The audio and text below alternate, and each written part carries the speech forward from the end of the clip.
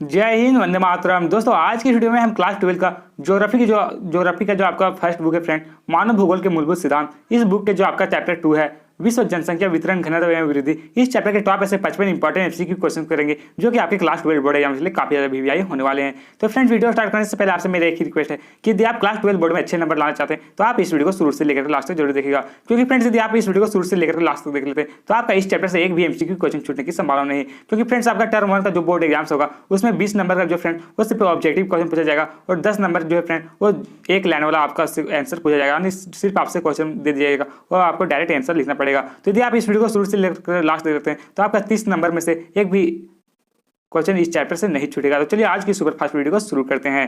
First question friend जो कि आपके स्क्रीन पर है कि विश्व का 5 सबसे अधिक जनसंख्या वाले देश कौन कौन है। आने आपको बताना फ्रेंड विश्व का सबसे 5 अधिक जनसंख्या वाले देश कौन कौन से हैं वो आपको बताना है। दोस्तों पहला जो है चीन, दूसरा स्थान पे है भारत, तीसरा पे है अमेरिका, चौथा पे है ब्राजील, इंडोनेशिया और पांचवा पे है ब्राजील और लास्ट में जो 6 स्थान पे है फ्रेंड वो पाकिस्तान है। तो दोस्तों ये कुल है दोस्तों 5 सबसे अधिक जनसंख्या वाले देश। नेक्स्ट 2 में दिया गया है कि विश्व का 5 सबसे अधिक क्षेत्रफल वाला देश कौन कौन सा है। फ्रेंड आपको बताना है कि विश्व में सबसे अधिक क्षेत्रफल वाले देश कौन सा बताना है। आपसे क्वेश्चन में ऐसे पूछा जा सकता है कि क्षेत्रफल की दृष्टि से विश्व के 5 देशों का नाम लिखे। तो दोस्तों पहला स्थान पे जो है वो रूस है, दूसरा स्थान में कनाडा, चीन, यूएसए, ब्राजील, ऑस्ट्रेलिया और भारत है। दोस्तों ये जो देश हैं वो क्षेत्रफल की दृष्टि से सबसे बड़े देश हैं।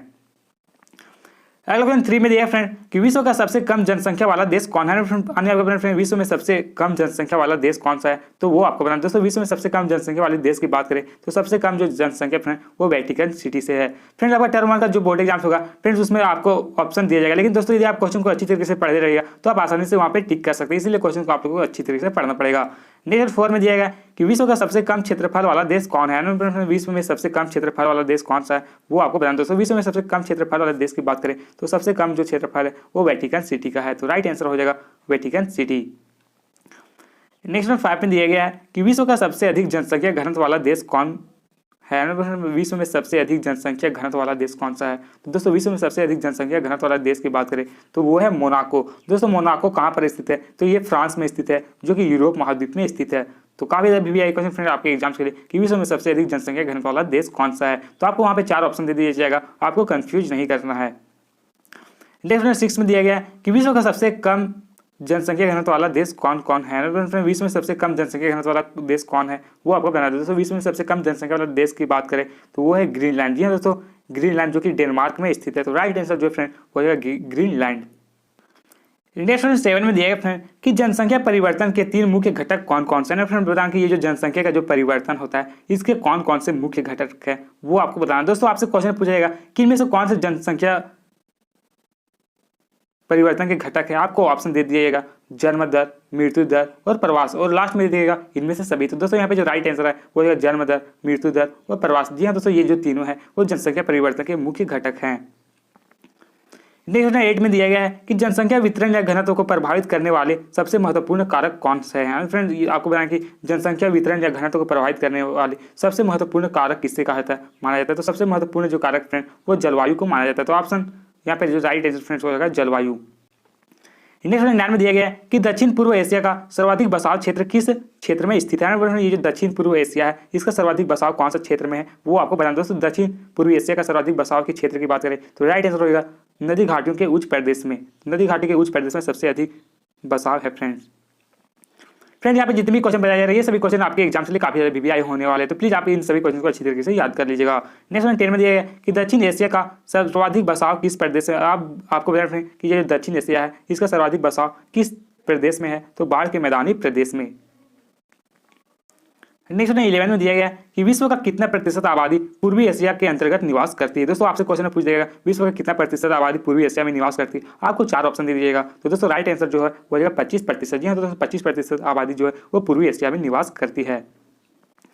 नेक्स्ट 12 में दिया गया है कि दक्षिण एशिया के अंतर्गत कितना प्रतिशत आबादी विश्व का निवास करती है। बताएं फ्रेंड कि दक्षिण एशिया के अंतर्गत कितना प्रतिशत जो आबादी है वो निवास करती है। तो टोटल 26% निवासी निवास करती है। नेक्स्ट 13 में दिया गया है कि इंडोनेशिया देश के किस द्वीप पर सर्वाधिक बसाव है। ये इंडोनेशिया देश है, इंडोनेशिया जो है फ्रेंड उसमें कौन सा द्वीप पर जो है सर्वाधिक बसाव है तो जावा जो द्वीप है फ्रेंड जावा द्वीप वहाँ पर सर्वाधिक बसाव है। तो राइट आंसर होगा जावा द्वीप।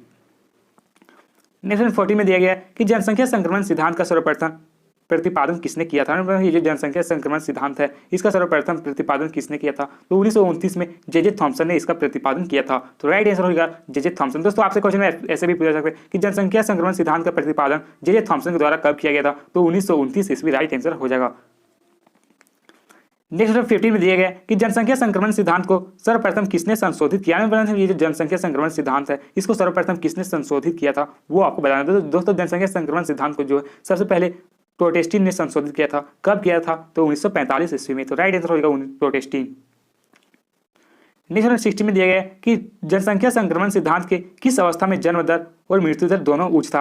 ये जो जनसंख्या संक्रमण सिद्धांत है इसमें से कौन सा अवस्था में जो फ्रेंड वो जन्म दर और मृत्यु दर दोनों उच्च था। तो दोस्तों जनसंख्या संक्रमण सिद्धांत के अनुसार दोस्तों वो 3 अवस्था में बांटा गया है, प्रथम अवस्था, द्वितीय अवस्था और तृतीय अवस्था। तो दोस्तों इसका जो राइट आंसर है वो प्रथम अवस्था। जी हाँ दोस्तों, प्रथम अवस्था में जो फ्रेंड वो जनसंख्या काफी ज्यादा बच्चे लोग जन्म ले रहे थे और काफी लोगों का मृत्यु हो रहा था, क्योंकि फ्रेंड प्रथम अवस्था में जो फ्रेंड वो उस समय जो फ्रेंड ना ही अच्छी मेडिकल सुविधा थी और ना ही अच्छा शिक्षा व्यवस्था था, जिसके कारण लोग तो जन्म ले रहे थे लेकिन मृत्यु भी उतनी ही ज्यादा हो रही थी। तो राइट आंसर होगा प्रथम अवस्था।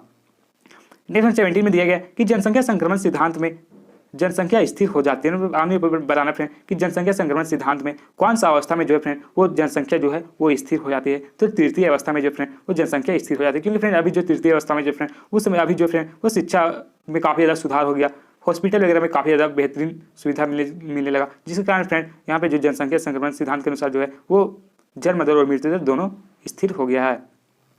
नेक्स्ट 18 में दिया गया कि जनसंख्या संक्रमण सिद्धांत के किस अवस्था में जन्म दर एवं मृत्यु दर में गिरावट आती है। ये जो जनसंख्या संक्रमण सिद्धांत है इसमें से कौन सा अवस्था में जो फ्रेंड वो जन्म दर और मृत्यु दर दोनों में गिरावट आती है वो आपको बताना है। दोस्तों द्वितीय अवस्था में जो फ्रेंड वो जन्म दर और मृत्यु दर दोनों में गिरावट आती है। तो राइट आंसर हो जाएगा द्वितीय अवस्था। फ्रेंड जो भी स्टूडेंट इस चैप्टर को पढ़ा होगा उनको सभी आंसर मुझे लगता है कि याद होगा, लेकिन दोस्तों यहाँ जो नहीं पढ़ा तो वो सभी लोग अच्छी तरीके से पढ़ते जाएगा। नेक्स्ट 19 में दिया गया कि जनसंख्या संक्रमण सिद्धांत की कुल कितना प्रस्तुत करता है। ये जो जनसंख्या संक्रमण सिद्धांत के अनुसार जो है वो कुल कितने भागों में बांटा गया, तो 3 अवस्था में, प्रथम अवस्था, द्वितीय अवस्था और तृतीय अवस्था। तो 3 अवस्था में बांटा गया फ्रेंड। नेक्स्ट 20 में दिया गया कि भारत देश जनसंख्या संक्रमण सिद्धांत के तृतीय अवस्था में कब प्रवेश किया था। जो हमारा भारत देश है, हमारा इंडिया जो फ्रेंड वो जनसंख्या संक्रमण सिद्धांत में तृतीय अवस्था जो है फ्रेंड उसमें कब प्रवेश किया, तो 1991 ईस्वी में प्रवेश किया था। तो राइट आंसर हो जाएगा 1991।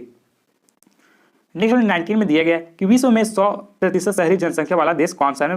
विश्व में 100% शहरी जनसंख्या वाला देश कौन सा है, तो सिंगापुर राइट आंसर हो जाएगा फ्रेंड, जो कि सिंगापुर जो है फ्रेंड वो 100% शहरी जनसंख्या वाला एकमात्र देश है। नेक्स्ट 22 में दिया गया कि 2011 के अनुसार विश्व का कुल आबादी कितना था। 2011 के अनुसार जो फ्रेंड वो विश्व का कुल आबादी कितना था वो आपको बताना। दोस्तों 2011 के अनुसार बात करें तो विश्व का कुल आबादी जो फ्रेंड वो 700 करोड़ था, यानी 7 अरब या फिर 700 करोड़ आपको वहाँ पे ऑप्शन में दे दिया जाएगा। तो राइट आंसर हो जाएगा फ्रेंड 700 करोड़। नेक्स्ट 23 में दिया गया कि विश्व में वर्तमान समय में कुल जनसंख्या कितना है। अभी वर्तमान समय जो है वो विश्व का कुल जनसंख्या कितना है वो आपको बताना। दोस्तों विश्व में अभी वर्तमान समय जनसंख्या की बात करें तो लगभग 800 करोड़ यानी 8 अरब के आसपास है। तो राइट आंसर हो जाएगा 800 करोड़। नेक्स्ट 24 में दिया गया कि 2011 के अनुसार भारत का कुल आबादी कितना था। 2011 की जनगणना के अनुसार जो है वो भारत का कुल आबादी कितना था। तो 2011 की जनगणना के अनुसार बात करें तो भारत का जो कुल आबादी था वो 121 करोड़ था। और सबसे ज़्यादा कौन सा राज्य का था फ्रेंड, तो सबसे ज़्यादा जो फ्रेंड वो यूपी का था। नेक्स्ट 25 में दिया गया कि 2011 के अनुसार भारत का कुल दशक की जनसंख्या वृद्धि दर कितना था। फ्रेंड 2011 की जनगणना के अनुसार जो फ्रेंड वो भारत का कुल दशक की जनसंख्या वृद्धि दर कितना था, तो 17.7%। तो दोस्तों आपको वहाँ पे ऑप्शन में दे दीजिएगा 17.7% और 3 और ऑप्शन दे दीजिएगा। तो राइट आंसर जो है होगा 17.7%। नेक्स्ट 26 में दिया गया कि भारत का वार्षिक जनसंख्या वृद्धि दर कितना है। ये जो भारत का जो फ्रेंड वो वार्षिक जनसंख्या वृद्धि दर कितना है वो आपको बताना। दोस्तों भारत का वार्षिक जनसंख्या वृद्धि दर 1.6% है। तो राइट आंसर जो है हो जाएगा 1.6%। नेक्स्ट 27 में दिया गया है कि जनसंख्या वृद्धि दर को किस रूप में दर्शाया जाता है। बताना फ्रेंड कि जो जनसंख्या वृद्धि दर है इसको कौन सा रूप में दर्शाया जाता है, तो इसको प्रतिशत के रूप में दर्शाया जाता है। तो राइट आंसर हो जाएगा प्रतिशत। नेक्स्ट 28 में दिया गया कि जब जन्म दर और मृत्यु दर से घटाते हैं तो क्या कहा जाता है। आने आपको पता है कि जब जन्म दर को मृत्यु दर से घटाते हैं तो उसे क्या कहा जाता है, तो उसे जो फ्रेंड कहा जाता है वो प्राकृतिक जनसंख्या वृद्धि दर कहा जाता है। तो राइट आंसर जो है वो प्राकृतिक जनसंख्या वृद्धि दर। नेक्स्ट 29 में दिया गया कि जब जन्म दर से मृत्यु दर अधिक होता है तो क्या कहते हैं। यानी आपको पता है कि जब जन्म दर जो है वो मृत्यु दर से अधिक होगा तो उसे क्या कहा जाएगा, तो उसे कहा जाएगा फ्रेंड जनसंख्या धनात्मक वृद्धि दर कहा जाता है। जब जन्म दर मृत्यु दर से अधिक होगा तो जनसंख्या धनात्मक वृद्धि दर कहलाता है। तो राइट आंसर जो है वो है जनसंख्या धनात्मक वृद्धि। देखिए क्वेश्चन में आपसे पूछा जा सकता है कि जब मृत्यु दर जन्म दर से अधिक होता है, अन्य यहाँ पे उल्टा जैसा रहेगा फ्रेंड कि जब जन्म मृत्यु दर है जो जन्म दर से अधिक होता है तो क्या कहते हैं, तो जनसंख्या का ऋणात्मक वृद्धि कहा जाता है। तो राइट आंसर जो है वो है जनसंख्या का ऋणात्मक वृद्धि दर। नेक्स्ट 31 में दिया गया कि विश्व में सबसे अधिक अप्रवासी वाला देश कौन सा है। आपको पता है विश्व में सबसे अधिक अप्रवासी वाला देश कौन सा है, सबसे अधिक कहाँ पे लोग जाते हैं प्रवास के लिए। तो दोस्तों विश्व में सबसे अधिक जो अप्रवासी वाला देश है वो सऊदी अरब है। तो राइट आंसर जो है वो हो जाएगा सऊदी अरब। नेक्स्ट दिया गया है कि विश्व में सबसे अधिक उत्प्रवासी वाला देश कौन सा है। विश्व में सबसे अधिक उत्प्रवासी यानी सबसे अधिक लोग जो है वो काम के रोजगार के लिए या फिर कोई और भी सुविधा के लिए कहाँ के जो लोग हैं वो प्रवास करते हैं। तो उत्प्रवास वाला देश की बात करें तो भारत राइट आंसर हो जाएगा भारत। नेक्स्ट 33 में दिया गया कि विश्व में सर्वाधिक जन्म दर वाला देश कौन सा है। बताना फ्रेंड विश्व में सबसे अधिक जन्म दर वाला देश कौन सा है। तो सबसे अधिक जन्म दर वाला देश है जो है नाइजर, जो कि अफ्रीका में स्थित है। नेक्स्ट दिया गया 34 में कि विश्व का सबसे कम जन्म दर वाला देश कौन सा है। बताना फ्रेंड विश्व में सबसे कम जन्म दर वाला देश कौन सा है। तो राइट आंसर जो है हो जाएगा जर्मनी।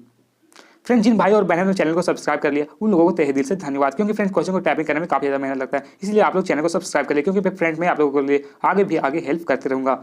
नेक्स्ट 35 में दिया गया कि विश्व में सर्वाधिक जनसंख्या वृद्धि दर वाला महाद्वीप कौन सा है। आपको बताना विश्व में सर्वाधिक जनसंख्या वृद्धि दर वाला महाद्वीप कौन सा है। तो अफ्रीका महाद्वीप कितना, तो 2.6% राइट आंसर हो जाएगा।